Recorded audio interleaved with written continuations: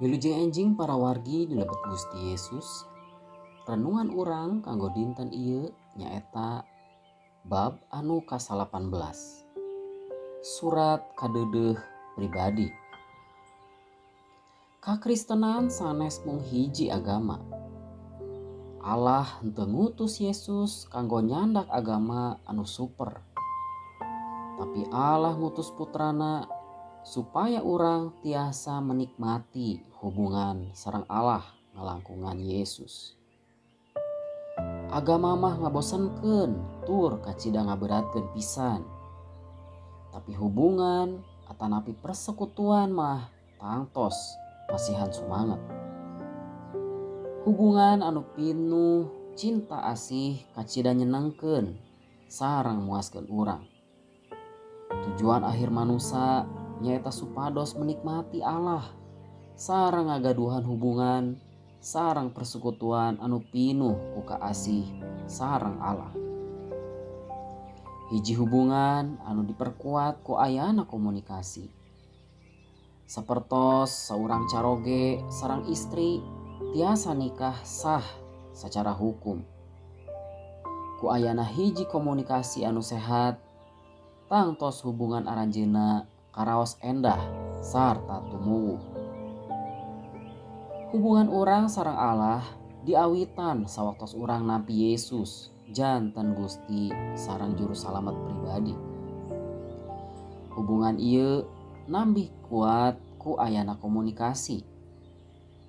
Allah nyarios ka urang ngalangkungan kitab suci. Urang ngadugikeun pergumulan urang dina doa.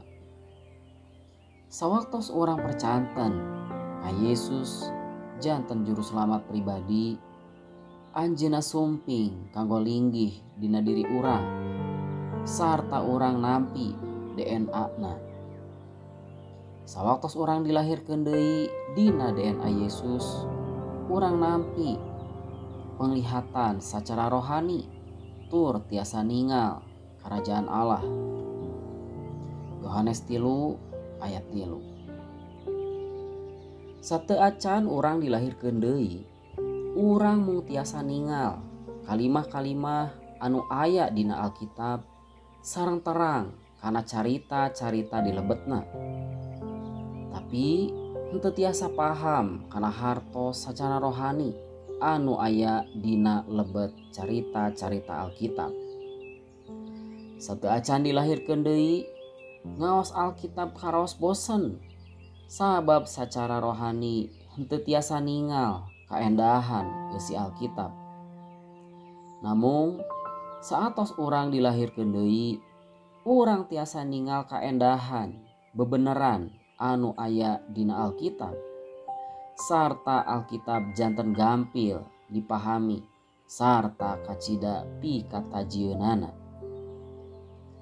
Contona sateu acan dilahirkeun deui, abdi kantos ngaos Yohanes pasal 3. Abdi terang upami Nikodemus pendak sareng Yesus, teras Yesus negor Nikodemus. Namung abdi henteu ngartos kunaon sababna Yesus negor Nikodemus. Abdi oge henteu acan ngartos naon wae saleresna anu diajarkeun ku Yesus ka Nikodemus. Sadayana sapertos hiji caritaan biasa wae. Saatos abdi dilahirkeun deui, abdi ngawitan ningal pelajaran anu kacida saena dina caritaan Nikodemus. Kahiji, abdi diajar yen abdi oge sapertos Nikodemus. Salajengna abdi diajar yen Yesus miasih ka Nikodemus sareng ngajarkeun kacida pentingna dilahirkeun deui. Salajengna abdi oge diajar yen abdi tiasa dilahirkeun deui mung ku percanten ka Yesus dina kayu salib. Saatos eta abdi masih ngaos Yohanes pasal 3. Tur abdi mingkin menikmati sarta diajar kana carita Nikodemus. Hiji sato anjing tiasa ningal naon anu dilakukeun ku abdi. Tapi anjing eta henteu terang leres-leres kunaon abdi ngalakukeunana. Anjing henteu ngagaduhan DNA kanggo maha manusa. Tapi upami aya kemungkinan DNA manusa dilebetkeun kana awak anjing eta, tangtos anjing bakal paham ka manusa. Sawaktos urang nampi Yesus janten juru salamet pribadi, tangtos urang ngagaduhan DNA pikeun maham Gusti. Samingkin urang dewasa bakal mingkin seueur anu ku urang paham perkawis Gusti sareng pangandikana.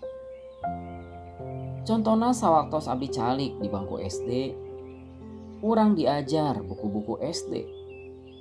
Sawaktos urang aya di SMP, urang diajar kana buku-buku SMP. Tapi Allah mung masihan hiji buku kanggo sadayana urang Kristen, nyaeta Alkitab. Hartosna Alkitab cocok kanggo sadayana. Ngawitan ti iman Kristen anu masih orok dugi ka anu dewasa. Ieu tiasa wae sabab isi Alkitab diungkapkeuna ku Roh Suci saluyu sareng kabutuhan urang waktos harita.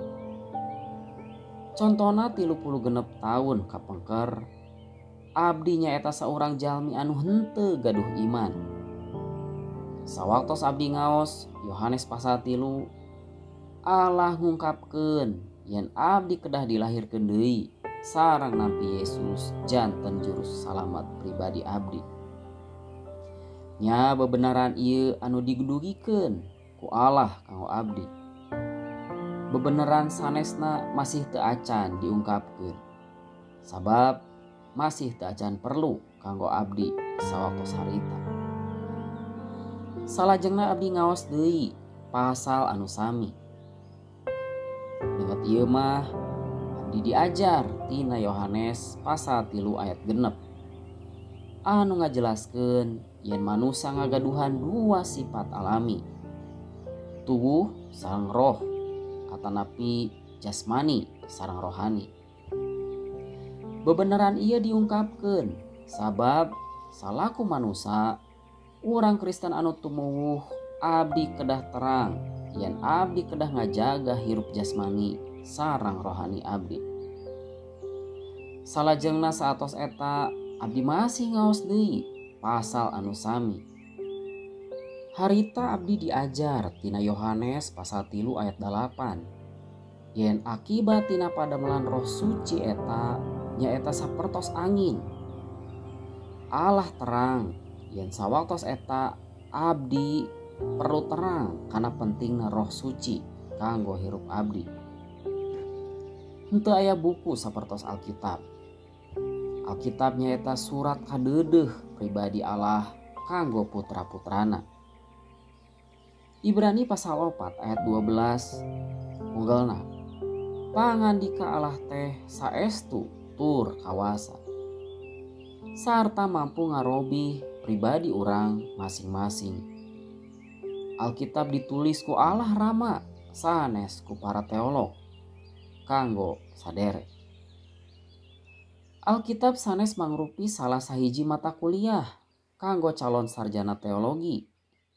Sabab 70% tina eusi Alkitab ku urang tiasa dinikmati. Namun kunaon seueur anu langkung seneng kana drama Korea daripada carita-carita dina Alkitab. Alasanana nyaeta sikep urang anu salah dina ningal Alkitab. Tingawitan urang nganggap Alkitab mangrupi hiji buku anu serius anu ditulis kanggo diajar.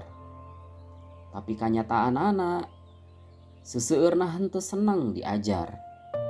Henteu aya nu nyarios ka urang yen sanaos Alkitab nyaeta buku anu menarik kanggo dinikmati sareng dipelajari. Mangga aos Alkitab sabab Alkitab pinuh ku carita anu sae. Mangga aos Alkitab ku harapan yen Gusti Allah bakal nyarios kanggo sadere. Mangga aos Alkitab sasarangan sareng Gusti Yesus salaku mitra saderek sarta nyuhunkeun supados paham sawaktos ngaos Alkitab. Sanaos kadang-kadang seueur kalimah-kalimah dina Alkitab anu kirang ngartos, seueur sajarah anu ku urang diaos anu kirang paham, atanapi nami-nami anu aneh dituliskeun dina Alkitab anu nyababkeun urang henteu hoyong ngaosna, namung urang kedah tekun. Ngaos Alkitab teh sapertos tuang lauk emas anu pinuh ku cucuk, anu dimasak arsik anu raos rasana. Ieu mangrupi tuangan khas Toba. Sanaos lauk emas pinuh ku cucuk, namung rasa arsik anu raos eta henteu ngahalangan urang nyeepkeun lauk eta. Sisihkeun waktos kanggo ngaos Alkitab.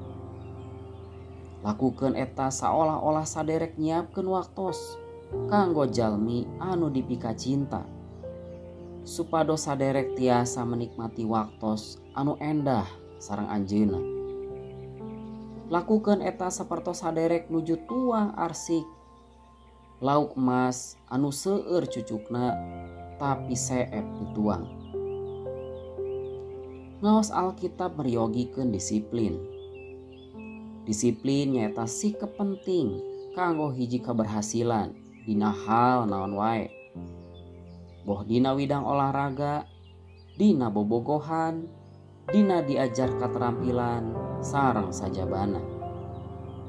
Sikep disiplin dina nyisihkeun waktos kanggo ngaos Alkitab sareng ngadoa kacida pentingna upami urang hoyong menikmati hubungan sareng Allah sarta sasama. Mangga aos sareng aos deui diulang-ulang surat kadeudeuh Allah. Allah masihan pesan anu enggal kanggo saderek unggal dinten. Kalimah piwuruk kanggo urang sadayana, henteu aya buku sapertos Alkitab. Alkitab nyaeta surat kadeudeuh pribadi Allah kanggo putra-putrana. Hatur nuhun saderek sadayana, wilujeng patepang deui dinten enjing Gusti Yesus ngaberkahan.